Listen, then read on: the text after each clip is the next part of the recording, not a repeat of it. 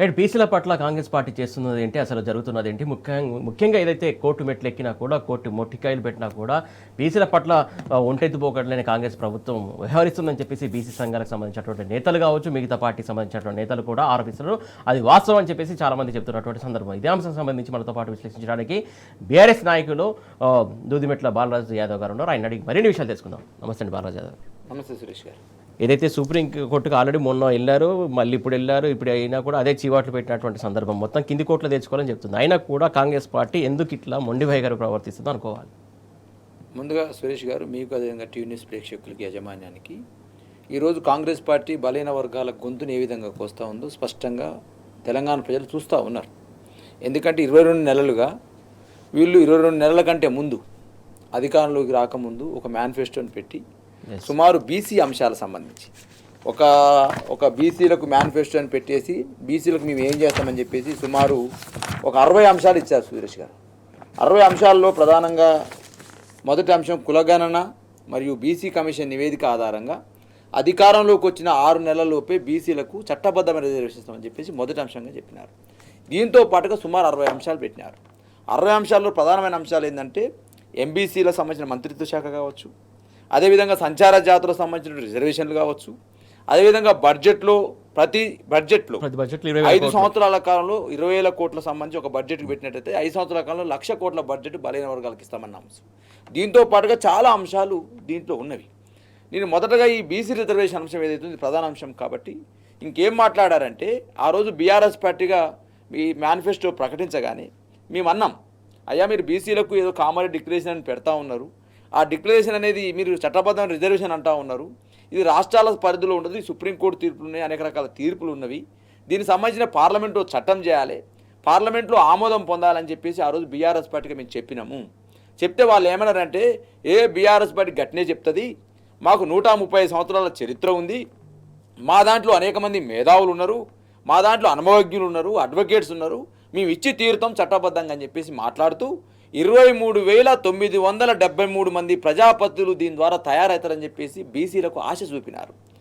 బీసీలకు ఆశ చూపి ఓట్లు వేపేసుకొని రేవంత్ రెడ్డి కుర్చీలో కూర్చున్నాడు, కాంగ్రెస్ పార్టీ కుర్చీలో కూర్చుంది.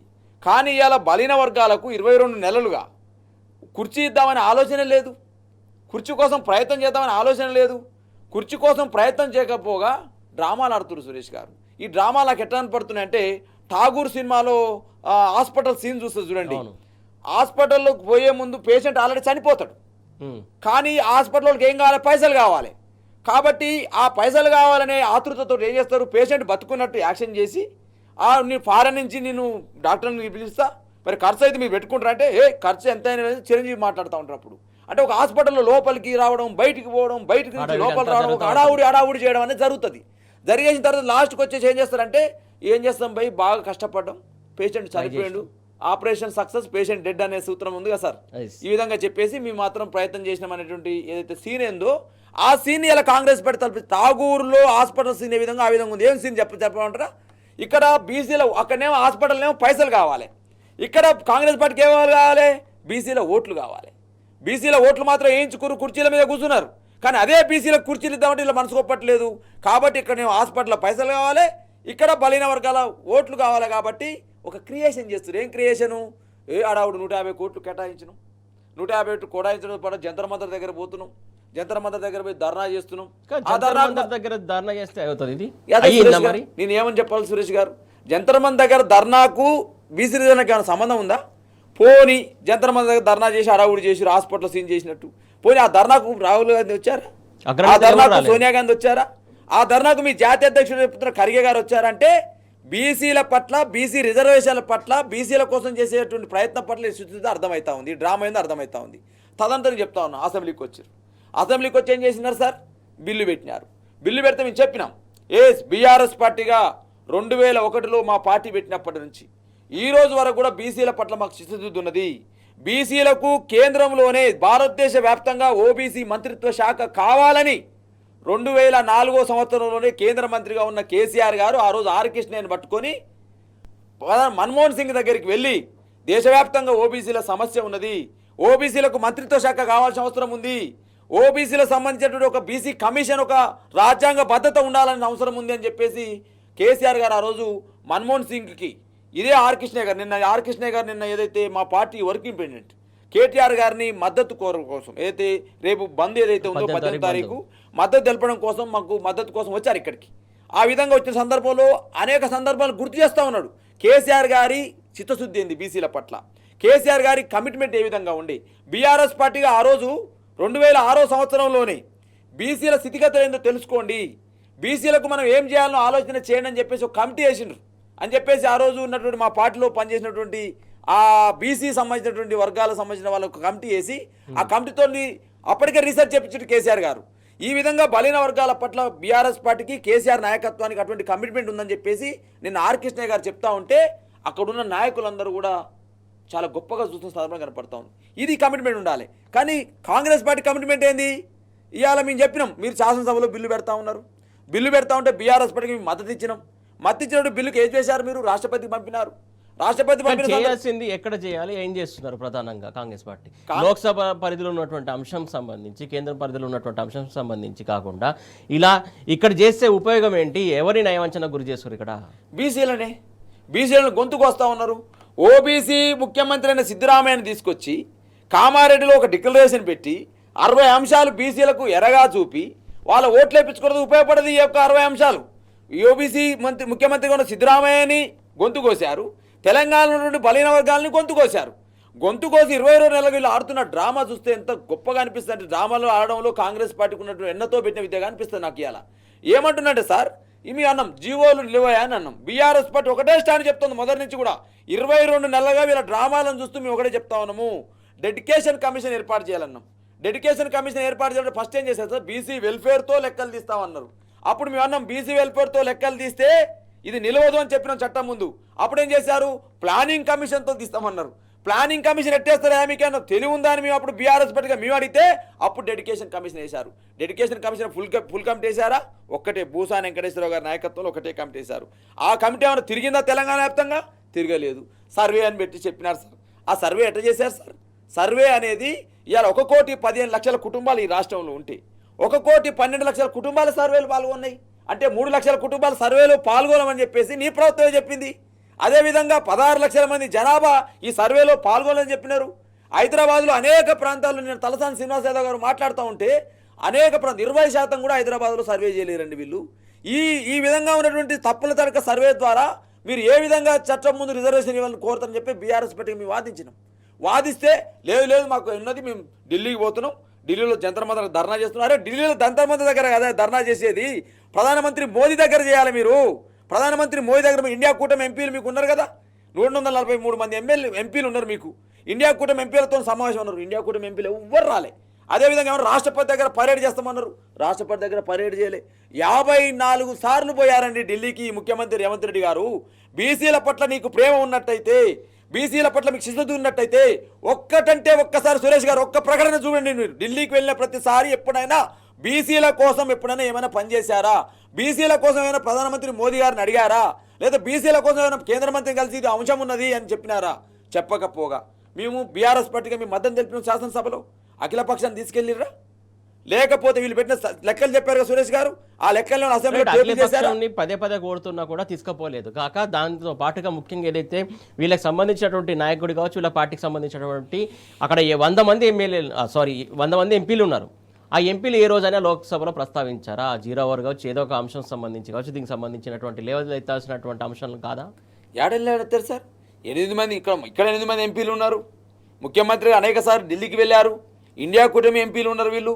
మరి ఎందుకు 100 మంది కాంగ్రెస్ పార్టీ ఎంపీలు ఉన్నారు? వీళ్ళకు ఓబీసీల పట్ల చిత్తశుద్ధి ఉన్నట్టయితే, దేశవ్యాప్తంగా ఈ సమస్యను పరిష్కరించాలనే ఆలోచన ఉన్నట్టయితే, ఆ వర్గాలకు న్యాయం చేయాలనే ఆలోచన ఉన్నట్టయితే ఖచ్చితంగా కాంగ్రెస్ పార్టీ ఏం చేసేది? పార్లమెంట్లో ఈ అంశాలు 50 రోజులు నడిచింది పార్లమెంటు. ఒక్కరోజు పార్లమెంట్లో లేవనెత్తరు ఈ అంశాన్ని. అక్కడ లేవనెత్తలేరు. లేవనెత్తకపోగా ఏం చెప్తారు వీళ్ళు? ప్రజలకు కలరింగ్ ఇవ్వడం కోసం, ఓబీసీల ఓట్ల కోసం.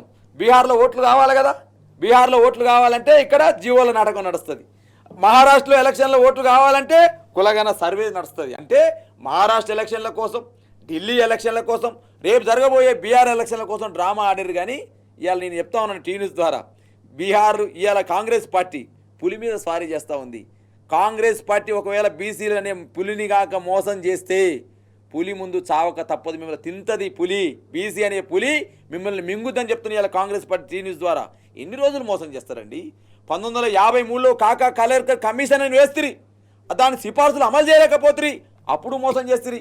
1979లో మండల్ కమిషన్ వేస్తిరి, ఆ మండల్ కమిషన్ సిఫార్సులు 1980లో ఆమోదింపజేస్తే, 79లో వేస్తే 80లో ఆమోదింపజేస్తే, 80లో ప్రధానమంత్రి ఇందిరాగాంధీ గారు ఉన్నారు, దివంగత నేత. అదేవిధంగా రాజీవ్ గాంధీ గారు ప్రధానమంత్రిగా ఉన్నారు. 1980 నుంచి 1990 వరకు అమలు చేయలేరండి. అప్పుడు మండల కమిషన్ దోకా చేసినారు. 1990లో సెప్టెంబర్ 6వ తారీఖులో సురేష్ గారు, ఆ రోజు విపి సింగ్ గారు బీసీల కోసం ఓబీసీ రిజర్వేషన్ అమలు చేయాలని ఆలోచన చేసి, విద్యా ఉద్యోగ రంగాలు 27% ఇవ్వాలని ఆలోచిస్తే సురేష్ గారు ఏమని చెప్పారు తెలుసా? దివంగత నేత రాజీవ్ గాంధీ గారు ఓబీసీ రిజర్వేషన్ అమలు చేస్తే ఈ దేశంలో అల్లర్లు వస్తాయని చెప్పేసి మాట్లాడిరండి. ఇది కాంగ్రెస్ పార్టీ చిత్తశుద్ధి, బీసీల పట్ల ఉన్న చిత్తశుద్ధి.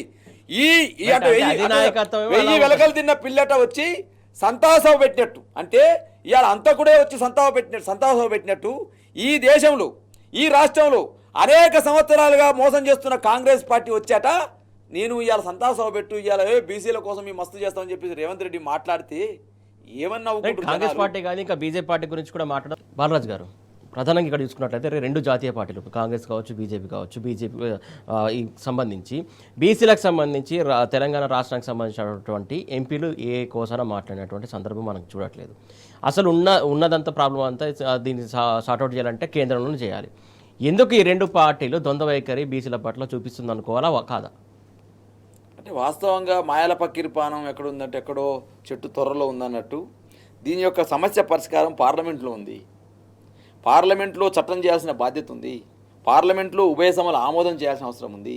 ఆమోదం పొందిన తర్వాత రాష్ట్రపతి యొక్క ఆమోద ముద్ర పొందాల్సిన అవసరం ఉంది. అప్పుడు రాష్ట్రాలకు యొక్క జనాభా ఆధారంగా మీరు రిజర్వేషన్ పెంచుకోవచ్చు అనేది, ఎస్సీ రిజర్వేషన్ ఎట్టయితే మన ఏబీసీ వర్గీకరణ చేసినప్పుడు పార్లమెంట్ ఎట్టయితే చట్టం జరిగిందో సుప్రీంకోర్టు తీర్పు ప్రకారం ఆ విధమైనటువంటి విధానం రావాల్సిన అవసరం ఉందనేది బీఆర్ఎస్ పార్టీగా మా వాదన. ఆ ప్రయత్నం కాంగ్రెస్ పార్టీ చేయట్లేదు. ఓన్లీ మసిబూసి మారేరాయకాయలు అమ్మడము, బీసీల ఓట్ల కోసం ఏదో ప్రయత్నం చేయడం, స్థానిక సంస్థల ఎలక్షన్ వస్తున్నాయంటే ఒక డ్రామా, బీహార్ ఎలక్షన్లకు వస్తున్న డ్రామా. ఇటుండండి, తెలంగాణలో కులగన్న జరగలేదు, కులగన్న తప్పులు తరగగా జరిగింది. బీసీలకు ఇక్కడ 40% రిజర్వేషన్ ఇవ్వనివ్వలేదు. ఢిల్లీలో పోయి చెప్పుకున్నారు, మహారాష్ట్రలో పోయి చెప్పుకున్నారు, ఇవాళ పోయి బీహార్లో కూడా చెప్పుకునే పరిస్థితికి వచ్చిన రేవంత్ రెడ్డి గారు. అంటే మాయలు చెప్పడం, ఇక్కడ 2500 ఇచ్చారండి మహిళలకు, దీని పోయి చెప్పుకుంటా ఉన్నారు. నేనేమంటాడు సురేష్ గారు, శిశశుద్ధి ఎట్లుండాలంటే ఒక అవకాశం బీఆర్ఎస్ పార్టీకి వస్తే 2014లో కేసీఆర్ గారు ముఖ్యమంత్రి అయితే బలైన వర్గాలకు ఏం చేయాలనే ఆలోచన వచ్చినప్పుడు ఏం చేశారు కేసీఆర్ గారు? విద్యాపరంగా ఏం చేయాలో ఆలోచన చేసి గురుకుల పాఠశాలలు పెట్టారు. ఇవాళ చదువుకున్న బీసీ విద్యార్థి లోకమంతా కూడా ఇవాళ మా హక్కులు మాకు కావాలని కొట్లాడుతూ ఉన్నాయి. ఎందుకంటే చదువు అంటే విద్య లేక వివేకం లేదు, వివేకం లేక జ్ఞానం లేదు, జ్ఞానం లేక సంపద లేదు, సంపద లేకనే ఈ అనగారిన వర్గాలు అధికారానికి దూరంగా ఉంటుందని చెప్పేసి, అధికారం అనేది దూరం కావడం వల్లనే అనగారిన వర్గాలు వెనకబడిపోతుందని చెప్పేసి మహాత్మా జ్యోతిరావు పూలే చెప్తాడు. కాబట్టి విద్య ద్వారా మాత్రం వివేకం వస్తుందని చెప్పేసి కేసీఆర్ గారు ఈ బీసీ వర్గాలకు మనం ఏం చేయాలి? పదవులు వస్తూ పోతూ ఉంటాయి. కేసీఆర్ గారు మాకు ఎప్పుడు చెప్తూ ఉంటారు, మాజీ ముఖ్యమంత్రి గారు, ఏ పదవులు వస్తూ పోతూ ఉంటాయి కానీ ప్రజలకు ఏం చేసిన అనేది స్థిరంగా ఉంటుందని చెప్తూ ఉంటారు. ఆయన చూసి మేము అందరం ఎదిగిన వాళ్ళం కేసీఆర్ గారిని చూసి. కాబట్టి కేసీఆర్ గారు మొదటగా ఏం చేశారు? 1022 గురుకుల పాఠశాలలు పెట్టారండి బలిన వర్గాలు ఎస్సీ ఎస్టీ బీసీల కోసం. అందులో ఫర్ హెడ్కి గతంలో ఏముండే సార్, నీళ్ళ చారు పురుగులన్నం ఉండేదండి హాస్టళ్లలో. ఆ విధంగా బాధపడకుండా ఈ వర్గాలు కూడా ముఖ్యమంత్రి మనవడే ఏ బియ్యం అయితే తింటా ఉన్నాడో బలైన వర్గాల పిల్లలు తినాలని చెప్పేసి 1,25,000 రూపాయలు ఖర్చు పెట్టి ఒక విద్యార్థి చదువు కోసం ఖర్చు పెట్టి సందర్భాన్ని గుర్తు చేస్తా ఉన్నా. విద్యాపరంగా ఇది చేసిన, ఆర్థిక పరంగా గ్రామీణ కులవృత్తులు పెంచాలని చెప్పేసి, గ్రామీణ స్వరాజ్యం రావాలంటే గాంధీజీ కలగన్న గ్రామీణ స్వరాజ్యం రావాలంటే ఏం చేయాలి? చేతి వృత్తులు బాగుపడాలని చెప్పేసి చేనేత వర్గాల్ని కావచ్చు, యాదవ్ కుర్మ సోదరుల్ని కావచ్చు, గౌడ సోదరుల్ని కావచ్చు, ముదిరాజు సోదరులు కావచ్చు, మున్నూరు కాపు సోదరులు కావచ్చు, ఎంబీసీ సోదరుల్ని కావచ్చు, సంచార జాతుల్ని కావచ్చు, అన్ని వర్గాలను మిళితం చేసి ఆ వర్గాల కోసం ఏ స్కీమ్ తయారు చేయాలని ఆలోచన చేసే సందర్భంలో మీరు చెప్తున్నటువంటి ఇన్ని వర్గాలకు ఏదైతే వాళ్ళు చెప్తున్నటువంటి 42% రిజర్వేషన్ సంబంధించి కోర్టులో ఉంటే దాన్ని తేల్చాలని చెప్పేసి ఒక అడ్డంకి చూపిస్తారు.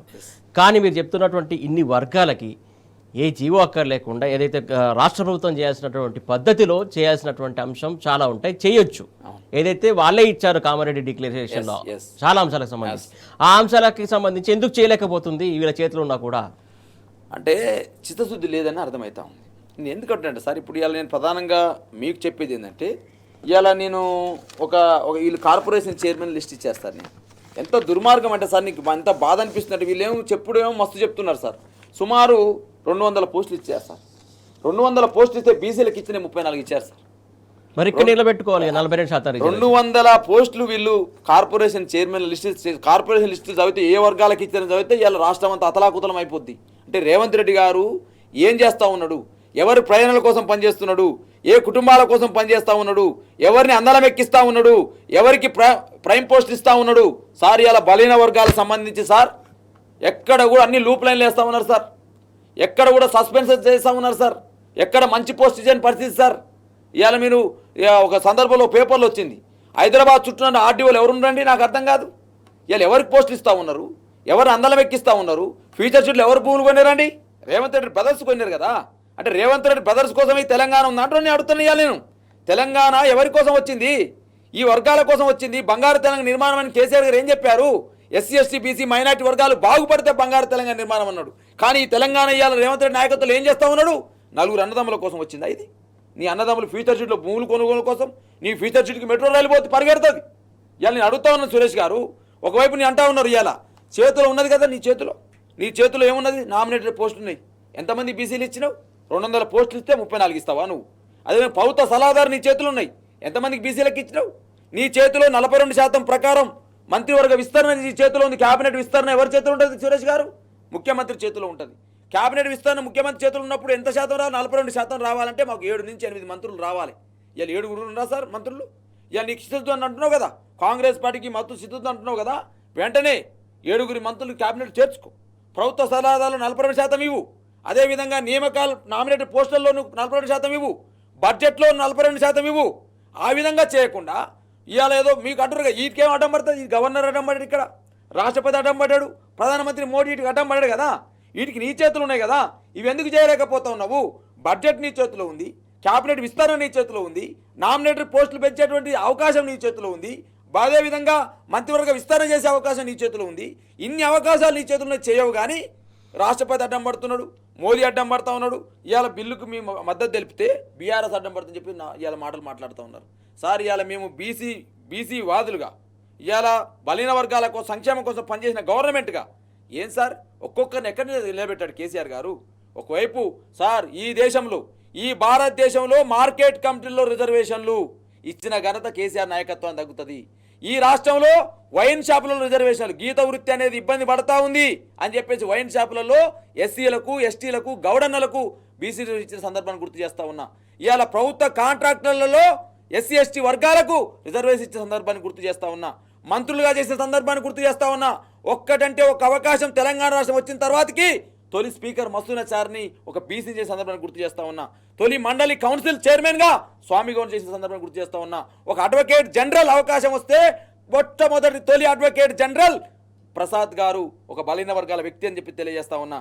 ఇలా ఒకవైపు మా అలాంటి వాళ్ళందరినీ కూడా విద్యార్థి నాయకులుగా పనిచేసిన వాళ్ళను, ఉద్యమకారులుగా పనిచేసిన వాళ్ళను, ఎస్సీలను ఎస్టీలను బీసీలను ఈ వర్గాలు మైనార్టీ వర్గాలను డెవలప్ చేయాలని ఆలోచన గిది సార్. నాయకత్వం అంటే గిది. నువ్వు కుర్చీలో కూర్చొని నువ్వు ఆనందపడి నీ నలుగురు అన్నదమ్ములకు భూములు దోచిపెట్టుకోవడం నాయకత్వం కాదు రేవంత్ రెడ్డి గారు. బీసీలను మోసం చేయడం అంటే జీవోలు ఇచ్చి జీవోలు కొట్టివేయించుకోవడము. ఇక మన డ్రామా ఎట్టాడుతారు సార్ అంటే, ఇక సుప్రీంకోర్టుకు పోయి మళ్ళీ బట్టి ఇక్కడ మరకపోతాడు. ఆయన వెనకబడి ఒక వాకర్ సీఎన్ ఎంట పెట్టుకొని పోతాడు. సుప్రీంకోర్టులో ఈయన వాదించేది లేదు, ఆడ సాధించేది లేదు. కానీ ఢిల్లీకి ప్రయాణం, మళ్ళీ ఇంకా స్పెషల్ ఫ్లైట్లు, స్పెషల్ ట్రైన్లు, జంతర్ మంతర్ దగ్గర ధర్నా. ఆ ధర్నాకు రాహుల్ గాంధీ రాడు, ఖర్గే రాడు, సోనియా గాంధీ రాడు. సోనియా గాంధీ ఏం రాసిందంటే, నేను ఈ మీటింగ్ రాలేకపోతున్నా అని రాస్తే దీన్ని లైఫ్ అచీవ్మెంట్ అవార్డు, దీన్ని నోబెల్ అవార్డు. అంటే బీసీల యొక్క అంశానికి నేను రాలేకపోతున్నా నేను లెటర్ రాస్తే కూడా దాన్ని రాజకీయం చేసి నాకు లైఫ్ అచీవ్మెంట్ అవార్డు అట. బీసీల సాధికారత సభకు రాని సోనియా గాంధీ పట్ల వీరు మాట్లాడినటువంటి తీరు చూస్తా ఉన్నాను నేను. ఇలా సభ్య సమాజం, బలహీన వర్గాల సమాజం ఆలోచన చేసుకోవాలి. కాంగ్రెస్ పార్టీ బీసీలకు ఏ విధంగా మోసం చేస్తా ఉంది, జీవోల పేరుతో ఏ విధంగా మోసం చేస్తా ఉంది, కోట్ల పేరుతో ఏ విధంగా మోసం చేస్తా ఉంది. కాబట్టి రేపు జరగబోయే జూబ్లీహిల్స్ ఎలక్షన్ లో కావచ్చు, రేపు జరగబోయే స్థానిక సంస్థల ఎలక్షన్ లో కావచ్చు, కేసీఆర్ గారు బీసీల కోసం బీఆర్ఎస్ పార్టీ ఏం చేసిన విధానాన్ని మీరు ఆలోచించవచ్చు.